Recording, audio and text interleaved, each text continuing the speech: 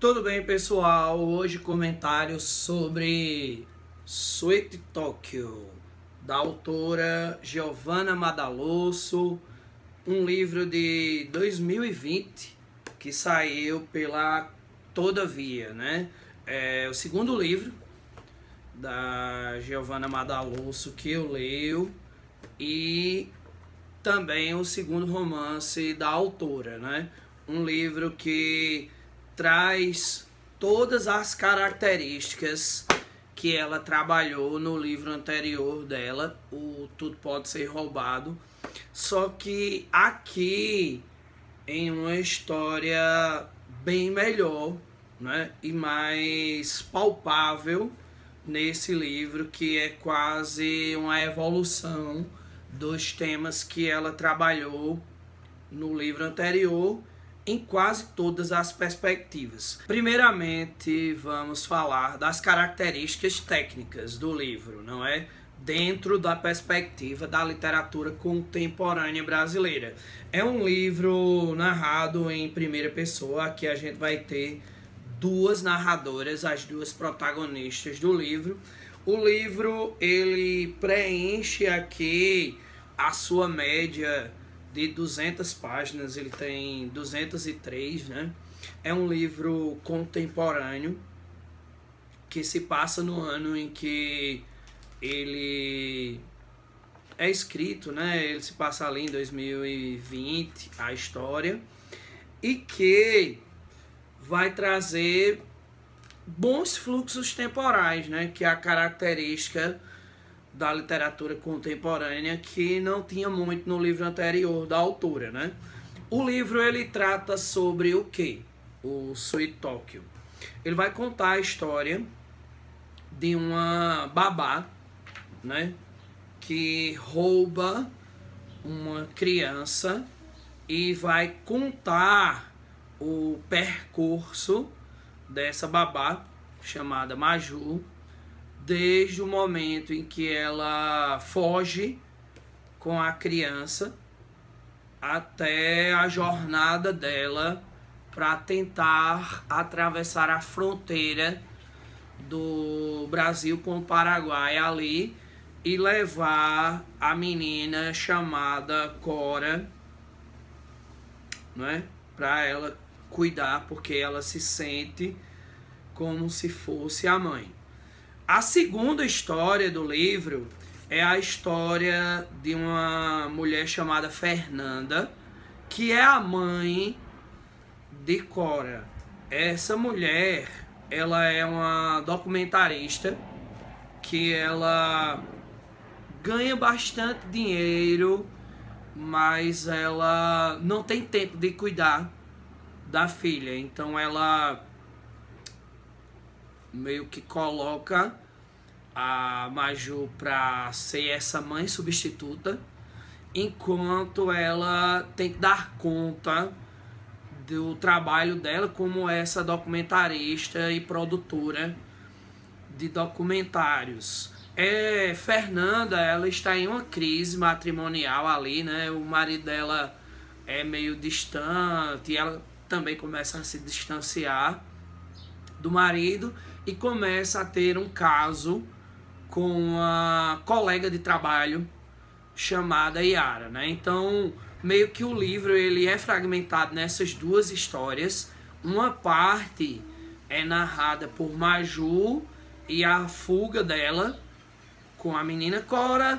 A outra parte do livro é sobre a mãe de Cora, Fernanda, mas essa segunda parte do livro é muito mais voltada ao romance dela, né, a redescoberta do amor por parte de Fernanda, do que a figuração dela em torno da maternidade. Só que com o caminhar do livro, vários fatos vão acontecendo, né?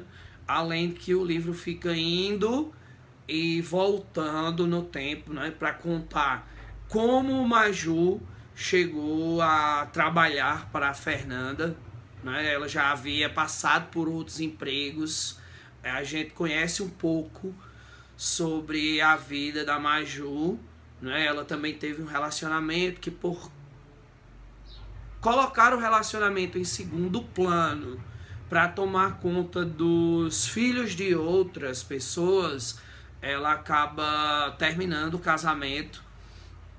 E por outro lado, a gente vai acompanhar, né, esse relacionamento de Fernanda com a Yara. Então a gente tem a questão do trabalho aqui, né, em torno da Maju, que abandona ou perde um casamento para trabalhar cuidando dos filhos de outras pessoas, e a gente tem a questão do trabalho aqui em torno da figura da Fernanda, que acaba impedindo ela de ser a mãe que ela queria ser, ela gostaria de ser, né? E a gente tem esse embate entre essas duas mulheres, não um embate direto, mas o embate entre a figuração social dessas duas mulheres, tanto em torno da questão da maternidade, mas principalmente em torno da relação de as mulheres e a sua adequação ao mercado de trabalho hoje, as exigências, o que elas precisam relegar para se manter nesse mercado de trabalho, o que esse mercado de trabalho afeta a essas mulheres dentro dessa perspectiva social, amorosa e psicológica. Como no livro anterior, da Giovanna Madalosso, esse é um livro bastante feminino, né? Até muito mais do que o Tudo Pode Ser Roubado, porque no livro anterior a gente ia ter a figuração forte de dois personagens masculinos também. Aqui não, o livro ele é centrado nessas quatro mulheres, né? A Maju, a Fernanda, a Yara, a amante da Fernanda, e a própria menina, né? A Cora, e essa figuração maternal das duas mulheres para com a Cora, e essa formação também dessa nova mulher, né, para a sociedade. Dentre as duas personagens, o livro ele vai caminhar para você se identificar muito mais com uma das duas. Então, talvez algumas pessoas leiam o livro e se identifiquem mais com a Fernanda, talvez as pessoas leiam o livro e se identifiquem mais, ou se sensibilizem mais pela história da Maju. Mas é interessante, na figuração da história da Maju, essa relação do trabalho doméstico, né?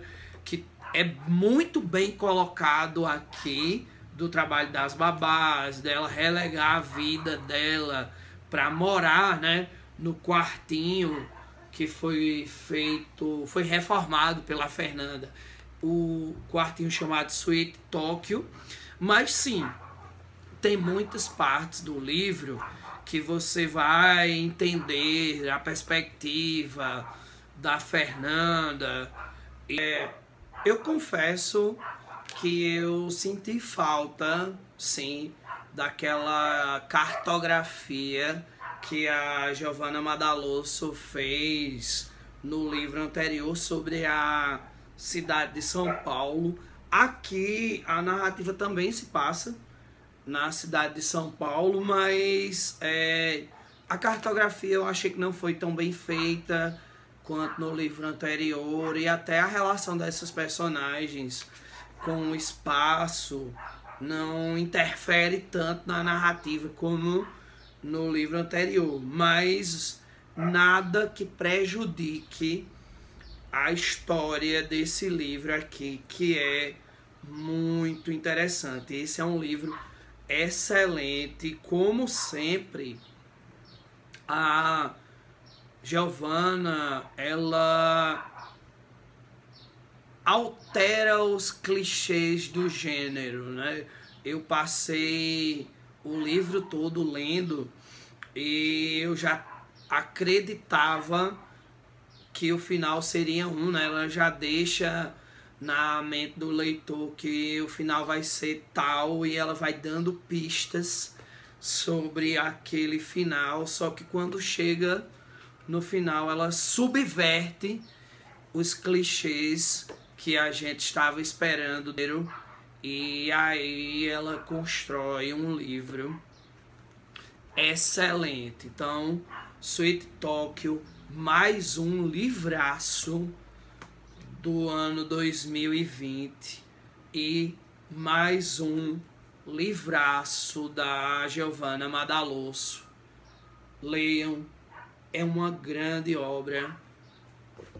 Valeu vocês e até o próximo vídeo. Continuem acompanhando o canal e até o próximo. Tchau!